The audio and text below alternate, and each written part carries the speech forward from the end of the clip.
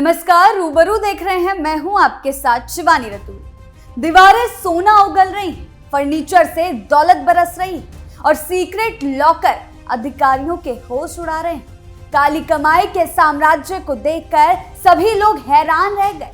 उत्तर प्रदेश के प्रशासनिक गलियारों में इस समय आगरा के पूर्व ARTO ललित कुमार पर हुई विजिलेंस की कार्रवाई की सबसे बड़ी चर्चा है।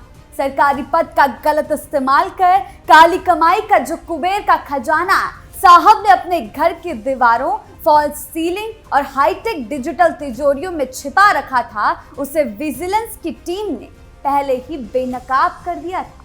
पासवर्ड भूलने का बहाना बनाकर जांच को भटकाने की कोशिश भी धरी की धरी रह गई और आखिरकार टेक्निकल एक्सपर्ट्स ने इस काले साम्राज्य के लॉकर को क्रैक कर दिया।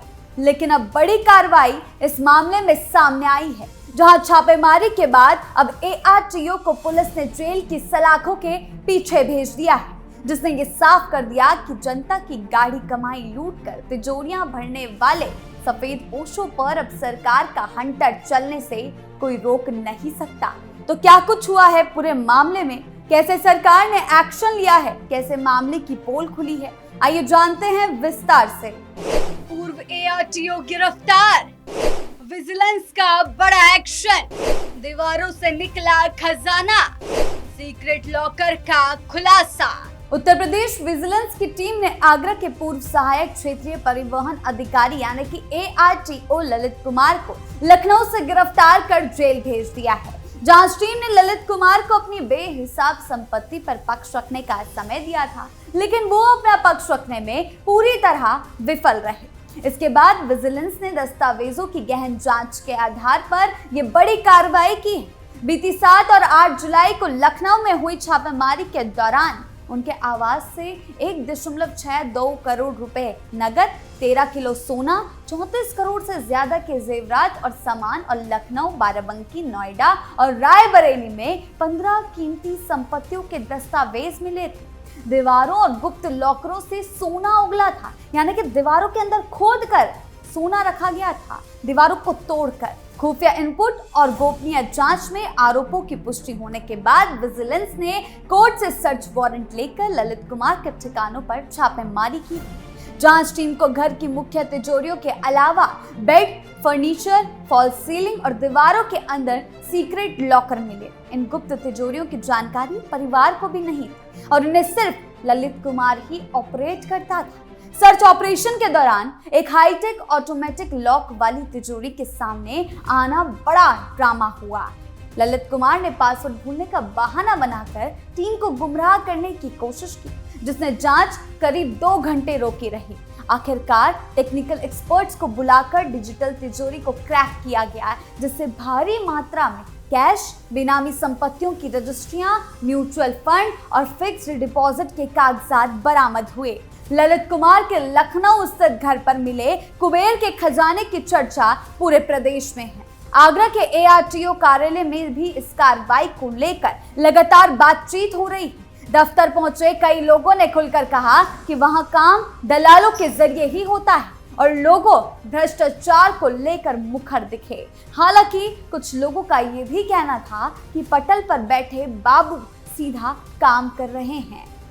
कौन कौन है नेटवर्क में, क्या होंगे नए खुलासे, भ्रष्ट अफसरों पर सख्त कार्रवाई। आपको बता दें कि ये कार्रवाई अब उत्तर प्रदेश में आय से ज्यादा संपत्ति के सबसे चर्चित मामलों में गिनी जा रही है। मामले की शुरुआत उस समय हुई जब विजिलेंस विभाग को ललित कुमार की संपत्तियों को लेकर शिकायतें और सूचनाएं मिलने लगी। आरोप था कि सरकारी सेवा के दौरान उन्होंने अपनी कमाई से कई ज्यादा संपत्ति बनाई। अब शिकायतों के आधार पर विजिलेंस ने लंबे समय तक उनकी आय, सेवा रिकॉर्ड, बैंक लेन देन, संपत्तियों और इन्वेस्टमेंट का वेरिफिकेशन किया। जांच में कई ऐसे सबूत सामने आए जिनसे आय और संपत्ति के बीच बड़ा अंतर दिखाई दिया। इसके बाद भ्रष्टाचार निवारण अधिनियम के तहत मामला दर्ज किया गया और अदालत से तलाशी वारंट लेने के बाद लखनऊ के आवास पर छापेमारी की गई।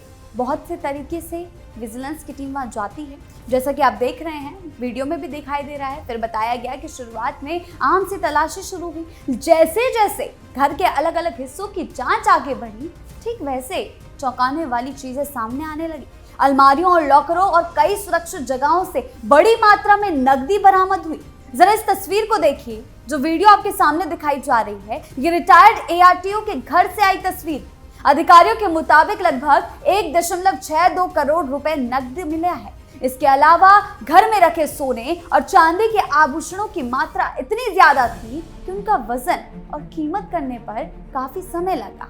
विजिलेंस के मुताबिक तलाशी के दौरान लगभग 13 किलोग्राम सोना और करीब 9 किलोग्राम चांदी बरामद हुई।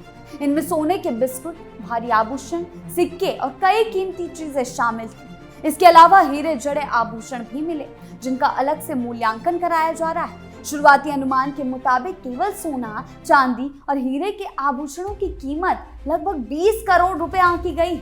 इतनी बड़ी मात्रा में कीमती चीजें मिलने के बाद जांच एजेंसियों ने जानकारों की मदद से उनका वेरिफिकेशन कराया। तो वहीं आपको ये भी बता दें कि छापेमारी केवल नकदी और आभूषणों तक सीमित नहीं रही। तलाशी के दौरान कई महत्वपूर्ण दस्तावेज भी बरामद हुए थे। एआरटीओ की गिरफ्तारी इसी मामले में की गई है जिनमें अलग अलग शहरों में मौजूद जमीन, मकान, फ्लैट और प्लॉट के कागजात शामिल बताए गए। जांच में सामने आया कि लखनऊ, नोएडा, बाराबंकी, रायबरेली समेत कई जगहों पर संपत्तियां खरीदी गई थी। काले साम्राज्य का पर्दाफाश। इन अचल संपत्तियों का शुरुआती कीमत लगभग 13 करोड़ रुपए बताया गया है। अब विजिलेंस ये पता लगाने में जुटी है कि इन संपत्तियों की खरीद के लिए पैसा कहां से आया और क्या उनका पूरा विवरण सरकारी अभिलेखों में दर्ज था या नहीं। जांच एजेंसियों को बैंक निवेश से जुड़े दस्तावेज भी मिले हैं। इनमें अलग अलग बैंकों की फिक्स्ड डिपॉजिट, पोस्ट ऑफिस में निवेश और म्यूचुअल फंड से जुड़े रिकॉर्ड शामिल हैं। शुरुआती जांच में ऐसे निवेशों का मूल्य 1 करोड़ रुपए से ज्यादा बताया गया है। इसके अलावा कई बैंक खातों और वित्तीय लेन देन की भी जांच की जा रही ताकि ये पता लगाया जा सके कि धन का स्रोत क्या था और किन जरियों से निवेश किया गया।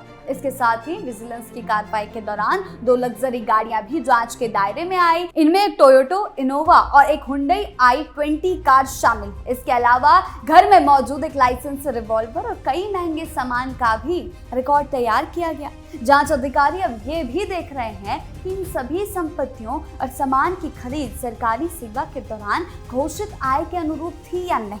ललित कुमार परिवहन विभाग में सहायक क्षेत्रीय परिवहन अधिकारी के पद पर कार्यरत रहे थे। एआरटीओ के पद पर थे। परिवहन विभाग ऐसा विभाग माना जाता है जहां वाहन पंजीकरण, परमिट, फिटनेस, टैक्स और परिवर्तन जैसी अनेक जिम्मेदारियां होती। इसी के चलते ये विभाग समय समय पर भ्रष्टाचार के आरोपों को लेकर भी चर्चा में रहा है। लेकिन योगी सरकार ने साफ कर दिया किसी भी अधिकारी को बख्शा नहीं जाएगा। हालांकि किसी भी अधिकारी के खिलाफ कार्रवाई केवल आरोपों के आधार पर नहीं होती, सबूतों के आधार पर होती है। अब विजिलेंस की सबसे बड़ी चुनौती ये पता लगाना है कि बरामद संपत्तियों का वास्तविक सोर्स क्या है, जिसकी जानकारी ललित कुमार ने नहीं दी। इसलिए अब उन्हें गिरफ्तार कर जेल की सलाखों के पीछे भेजा गया है जहां उनसे पूछताछ की जाएगी। अगर कोई व्यक्ति अपनी वैध आय के अनुरूप संपत्ति अर्जित करता है तो उसे उसके दस्तावेजों के जरिए से साबित किया जा सकता है। लेकिन अगर संपत्ति ज्ञात आय के स्रोत से कई ज्यादा पाई जाती है, उसका संतोषजनक हिसाब नहीं दिया जा सके तो उसे आय से ज्यादा संपत्ति का मामला माना जाता है। इसी बिंदु पर अब जांच आगे बढ़ेगी। जांच अधिकारी ललित कुमार के सेवा काल के दौरान प्राप्त वेतन,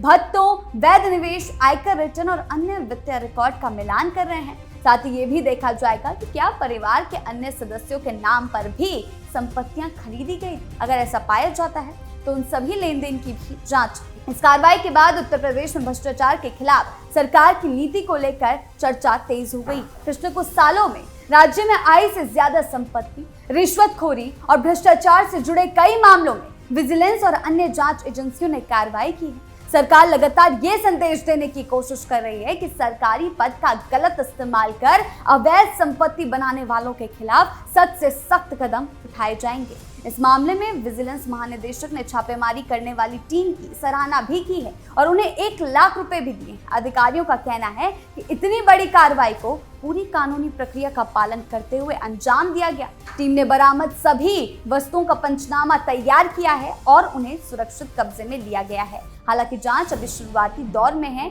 अब गिरफ्तारी के बाद क्या कुछ खुलासे होंगे, ये देखने वाली बात होगी। बरामद संपत्तियों का अंतिम मूल्यांकन होना बाकी है। कई दस्तावेजों का सत्यापन राजस्व विभाग, बैंक, रजिस्ट्रार कार्यालय और अन्य एजेंसियों से कराया जाएगा। अगर जांच में ये साबित होता है कि संपत्तियां वैध आय से ज्यादा है और उनका कोई स्रोत नहीं है, तो भ्रष्टाचार निवारण अधिनियम और अन्य संबंधित कानूनी प्रावधानों के तहत आगे की कार्रवाई की जाएगी। इस पूरे मामले ने एक बार फिर ये सवाल खड़ा कर दिया कि सरकारी सेवा में रहते हुए अगर कोई अधिकारी अपनी आय से ज्यादा संपत्ति कमा रहा है, तो ऐसी संपत्ति लंबे समय तक जांच एजेंसी की नजर से कैसे बची रही। अब समय समय पर संपत्तियों का सत्यापन करना जरूरी हो गया है। वित्तीय ऑडिट ऐसे मामलों को शुरुआती स्तर पर ही पकड़ने में मदद कर सकता है। फिलहाल जांच जारी है। बरामद नकदी, सोना, चांदी, हीरे, निवेश और अचल संपत्तियों के दस्तावेजों की बारीकी से जांच की जा रही है। आने वाले दिनों में कई और तथ्य सामने आने की संभावना जताई जा रही है। जांच एजेंसियों का कहना है कि पूरे मामले में सबूतों के आधार पर आगे की कार्रवाई की जाएगी और अगर जरूरी हुआ तो संबंधित लोगों से पूछताछ भी की जाएगी।